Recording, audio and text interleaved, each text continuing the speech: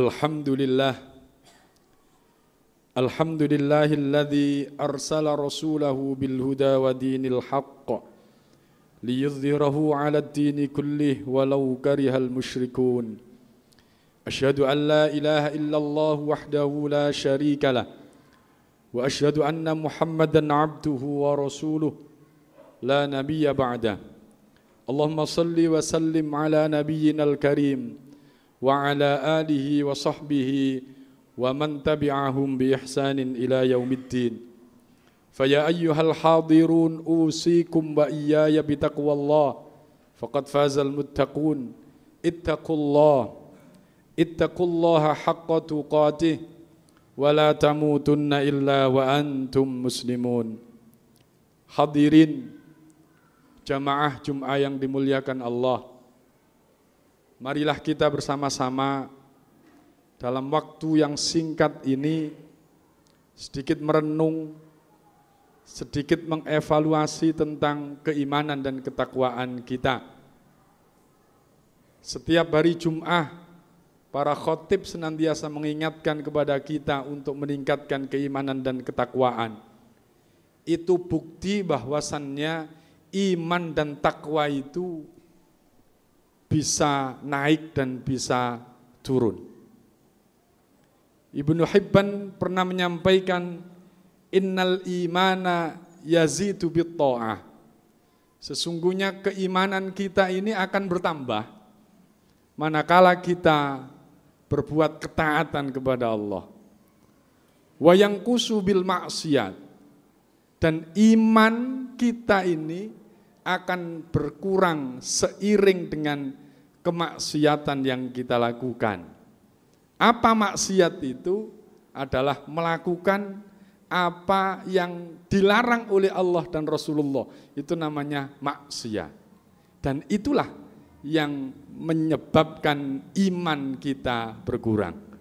Oleh karena itu hadirin jamaah rahimakumullah, seminggu yang lalu ayo kita evaluasi bersama sebab-sebab naik turunnya keimanan kita itu apa, dan untuk kita perbaiki sehingga setiap saat kita akan berusaha untuk meningkatkan sampai pada akhirnya kita dalam kondisi meninggal yang husnul khotimah. Hadirin jamaah rahimakumullah, kita pasti sepakat bahwasannya kejujuran, terus terang itu adalah sesuatu yang baik dan patut untuk kita teladani. Tetapi tidak semua kejujuran itu baik. Sebab Rasulullah pernah ngendika, bismillahirrahmanirrahim, kullu ummati mu'afa. Setiap umatku itu akan diampuni oleh Allah. Rasulullah ini yang memberikan garansi bahwa setiap kesalahan yang pernah kita lakukan itu ada potensi diampuni oleh Allah. Illal mujahirina, kecuali orang mujahir. Sahabat tanya, siapa itu mujahir itu ya Rasulullah?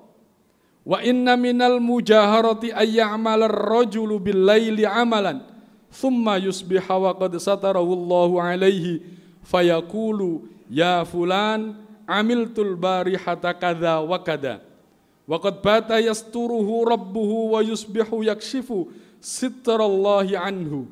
Muttafaqun alaih. Siapa sih mujahir yang tidak ada potensi diampuni itu? Kata Rasulullah, mujahir itu orang yang saat malamnya dia melakukan dosa. Kemudian Allah menutupi perbuatan dosa itu sehingga orang lain tidak ngonangi dia. Tidak sampai ketemon oleh orang lain, tidak sampai ketangkap oleh polisi, tidak sampai ketangkap oleh KPK. Tetapi pagi harinya, kemaksiatan yang dia lakukan di malam hari itu disebarluaskan kepada orang lain. Atau sebaliknya, pagi harinya dia melakukan kesalahan-kesalahan, siang harinya dia melakukan kesalahan-kesalahan. Allah masih memberi kesempatan kepada orang itu sehingga tidak dibuka aibnya.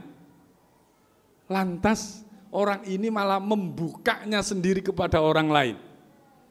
Aku tadi siang, aku tadi pagi telah melakukan seperti ini, dan seperti ini. Inilah menurut hadis Nabi yang tidak berpotensi mendapatkan ampunan dari Allah. Hadirin jamaah rahimakumullah, pastinya kita memiliki track record masing-masing. Kita bukan nabi yang senantiasa melakukan kebaikan-kebaikan tok. Terkadang kita terjerumus dalam perbuatan kemaksiatan. Hadirin, bagaimana ketika kita melakukan kebaikan? Kalau dalam hal kebaikan, boleh kita menyampaikan kepada orang lain. Boleh kita beritahukan kepada orang lain. Nah, tahun ini saya mau berkurban, tulis Pak Suroto di sana. Boleh.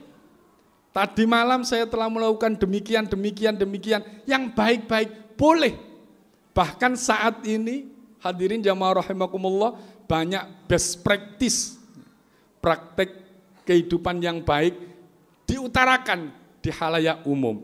Boleh dan baik itu. Hadirin, Allah Subhanahu wa taala menyampaikan, in tubdus shadaqati fa ni'mahi wa in tukhfuha wa tu'tuhal fuqara fa huwa khairul lakum. Jika kamu menampakkan sedekahmu kepada orang lain, itu baik. Dan jika kamu menyembunyikan sedekahmu itu dan langsung kamu berikan kepada orang lain biar tidak ketemu orang lain, itu juga lebih baik.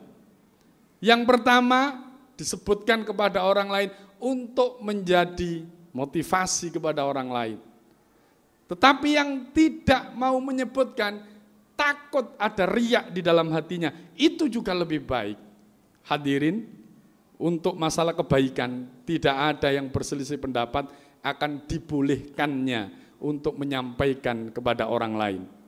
Di dalam hadis Nabi, Rasulullah bersabda, man sanna fil islami sunnatan hasanatan falahu ajruha wa ajru man amila biha ba'dahu min ghairi ayyanqusa min ujurihim syai'un.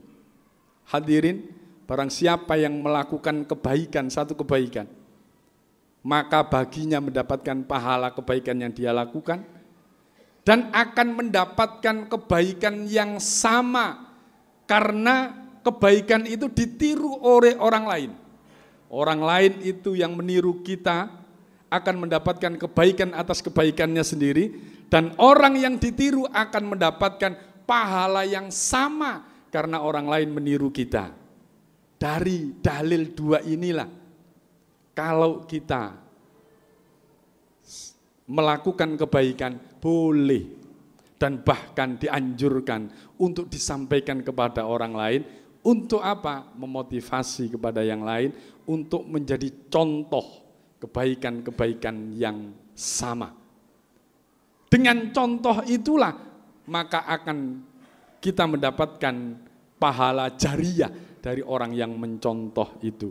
Hadirin jamaah rahimakumullah, sebaliknya,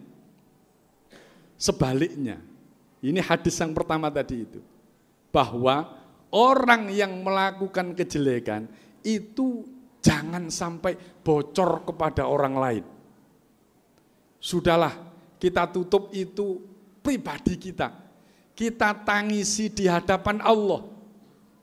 Kita tangisi di hadapan Allah. Kita tobati dan kita perbaiki hidup kita. Kenapa demikian? Di dalam hadis, waman sanna fil islami sunnatan sayyi'atan kana alaihi wizruha wa wizru man amila biha min ba'dihi min ghairi ayyanqusa min auzarihim syai'un. Sama. Ketika kejelekan yang kita lakukan itu kita sampaikan kepada orang lain, maka orang lain akan meniru kejelekan itu. Sifatnya jelek itu tanpa harus diajari pun orang akan bisa melakukan kejelekan. Ini malah ditunjuk-tunjukkan kepada orang lain. Hadirin jamaah rahimakumullah, kalau kita melakukan kejelekan, kita sampaikan kepada orang lain, maka satu, ampunan Allah seperti halnya yang digaransikan Rasulullah tadi, mu'afan tadi itu, kita tidak dapat. Yang kedua, jika kejelekan yang kita ceritakan kepada orang lain itu ditiru oleh orang lain, maka kita yang melakukan kejelekan dapat kejelekan itu. Orang yang meniru kejelekan dari yang kita contohkan kepada orang lain itu akan mendapatkan kejelekan karena perbuatannya, dan kita yang memberitahukan kejelekan itu akan mendapatkan dosa yang sama atas orang yang meniru kita. Oleh karena itu hadirin jamaah rahimakumullah, Rasulullah sangat-sangat melarang. Hadirin, kalau kita kembali kepada konteks kekinian, ya, orang-orang sekarang ini demi sebuah ketenaran, kadang-kadang konten-konten negatif agar banyak yang melihat itu diumbar di situ, agar banyak like and subscribe-nya, dia rela. Padahal potensi kejelekan-kejelekan itu banyak di situ. Oleh karena itu kita selaku muslim, kita harus menyikapi bahwasannya kalau kita aktif di dunia medsos, maka ayo hati-hati. Ayo hati-hati kita menampilkan tayangan-tayangan itu. Kalau baik, monggo. Kalau tidak baik, hati-hati ini tadi. Apalagi buat konten-konten yang mengumbar kejelekan-kejelekan, hati-hati. Dan yang ketiga, kalau kita memang sudah terlanjur melakukan sebuah kesalahan, maka jangan sampai itu diberitahukan kepada orang lain. Cukup hanya Allah, cukup tangisan di malam hari itulah yang kita berikan kepada Allah sebagai bukti bahwasannya kita bertobat kepada Allah. Sebagaimana Allah berfirman di dalam surat Hud ayat 3. A'udzubillahi minasyaitonir rajim. Wa anistaghfiru rabbakum thumma tubu ilaihi yumatti'akum mata'an hasanan ila ajalin musamma wa yu'ti kulladzi fadlin fadla wa in tawallaw fa inni akhafu 'alaikum 'adzaba yaumin kabir. Ketika kita sudah terjerumus, maka perbanyaklah istighfar kepada Allah, minta ampunan kepada Allah. Kemudian kita bertaubat kepada Allah, maka pastinya kita akan mendapatkan kenikmatan-kenikmatan atas kebaikan-kebaikan kita itu. Tetapi kalau kita enggan untuk yang kita lakukan seperti itu, maka hati-hati kita ini lagi diberikan kesempatan oleh Allah untuk baik. Mari kesempatan yang baik ini kita gunakan untuk menangisi semua kesalahan kita, bukan malah kita seperluaskan kepada orang lain. Hadirin jamaah rahimakumullah, demikian khutbah yang singkat ini semoga ada manfaat bagi kita. Utamanya mari kita hati-hati bermedsos dan marilah kita menyadari kesalahan-kesalahan kita dan kita taubati. Jangan sampai kesalahan kita itu kita umbar kepada orang lain. Bismillahirrahmanirrahim. Al-asri innal insana lafi khusrin illa alladzina amanu wa amilus salihati wa tawasaw bil haqq wa tawasaw bis sabr. Barakallahu li wa lakum fil Qur'anil azim wa nafa'ani wa iyyakum bima fihi minal ayati wadh-dhikril hakim wa taqabbalallahu minni tilawatahu innahu was-sami'ul basir. Aqulu qawli hadza fastaghfiru innahu huwal ghafurur rahim.